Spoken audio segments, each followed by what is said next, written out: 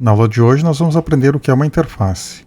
Uma interface é um contrato de tipo. Ela descreve a forma que um objeto deve ter, quais propriedades deve possuir, quais tipos elas terão e quais métodos ela precisa implementar. Então, o ponto mais importante é que uma interface ela não tem uma implementação, ela não contém nenhuma lógica, ela apenas define o que o compilador deve verificar.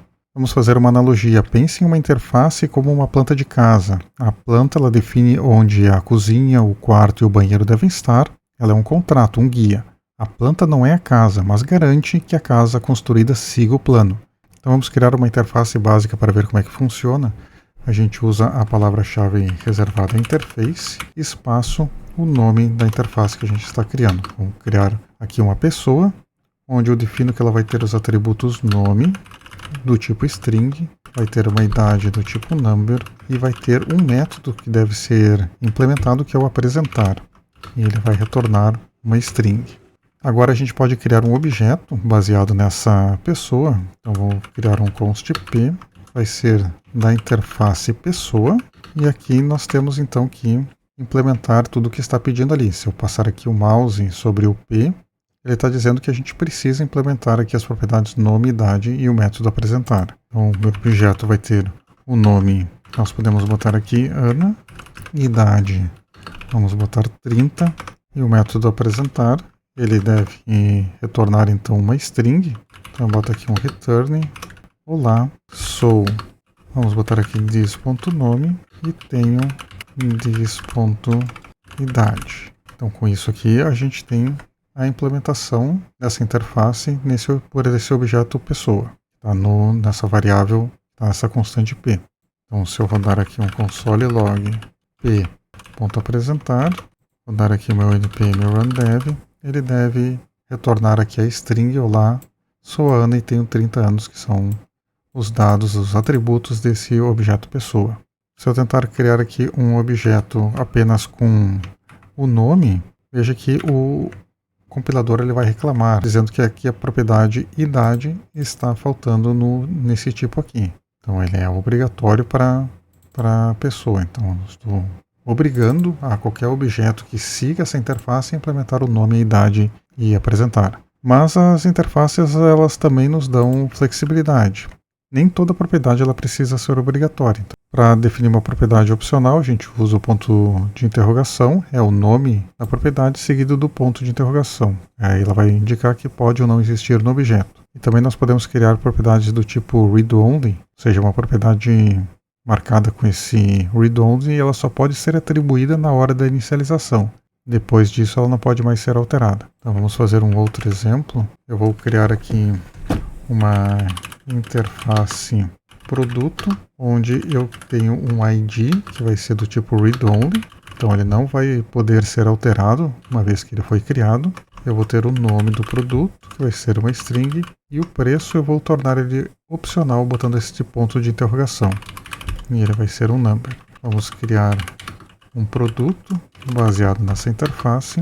Aqui eu posso declarar direto aqui tudo na mesma linha. Vamos botar o ID, ele vai ser um P1 e o nome vai ser caneca. Se eu precisar mudar o nome do produto, eu posso botar aqui, por exemplo, caneca nova e o TypeScript aceita normalmente.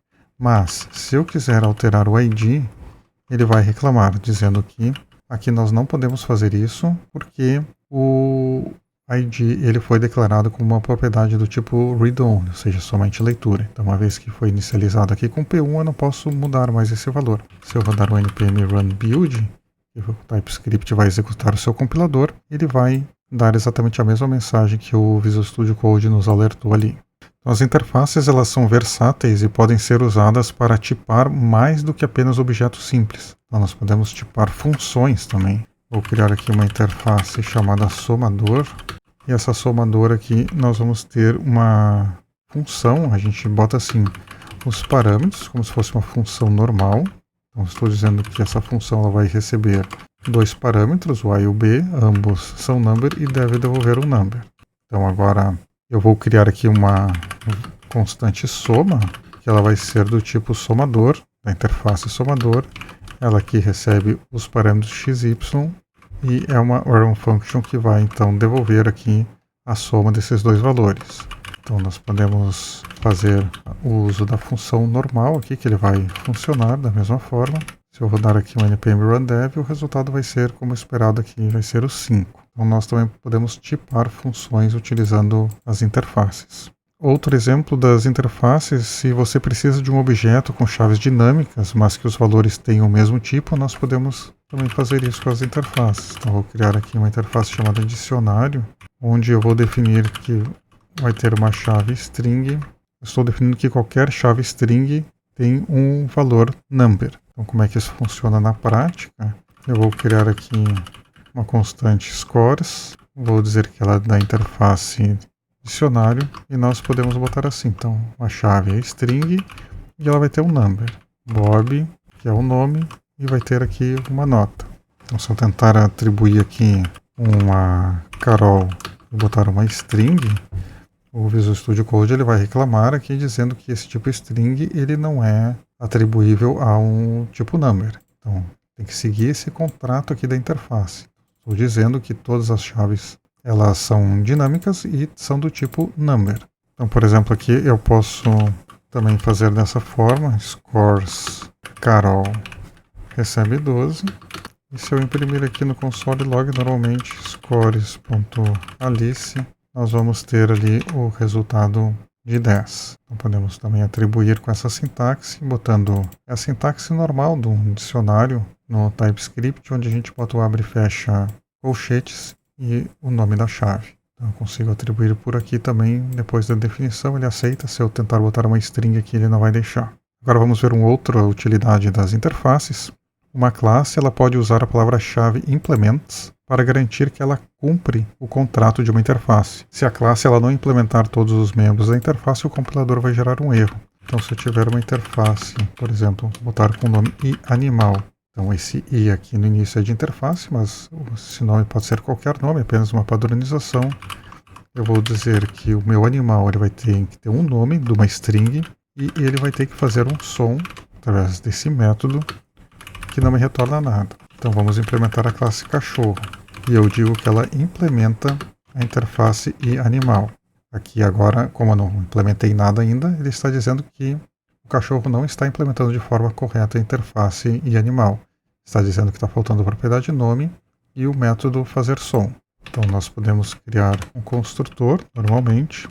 Posso injetar aqui a propriedade nome. Com essa injeção aqui do nome, nós estamos implementando aqui o atributo nome. E basta fazer agora, implementar o fazer som, onde bota aqui um console log. Podemos botar qualquer string aqui. E agora, essa classe cachorro ela está implementando corretamente a interface animal. Então a gente usa normalmente. Aqui eu posso criar um novo cachorro. Vai ser o Rex. E eu posso chamar fazer som normalmente. E nós vamos ter o mesmo resultado aqui, au, só que nós estamos forçando, através do uso da interface, que todas as classes que forem estender o animal devem ter um atributo nome e um método fazer som.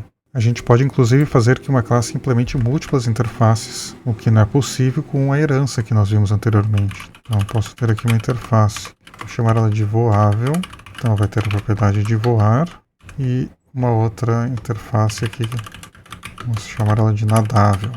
E aqui vai ter o método nadar. E eu posso criar uma classe pato que vai implementar ambas as interfaces. Então eu posso botar aqui voável e nadável.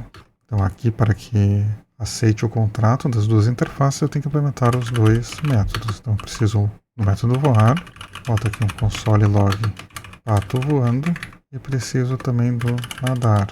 Vou botar aqui console log pato nadando. Então esse aqui é um exemplo de uma classe que implementa mais de uma interface. Isso aqui na herança vocês lembram que a gente só podia herdar de uma única classe pai. Então somente um pai é possível. Aqui nós podemos ter essa flexibilidade de implementar quantas interfaces a gente quiser. E assim como as classes, as interfaces elas podem estender outras interfaces. Então isso permite reutilizar esses contratos. Então vamos voltar aqui na interface animal.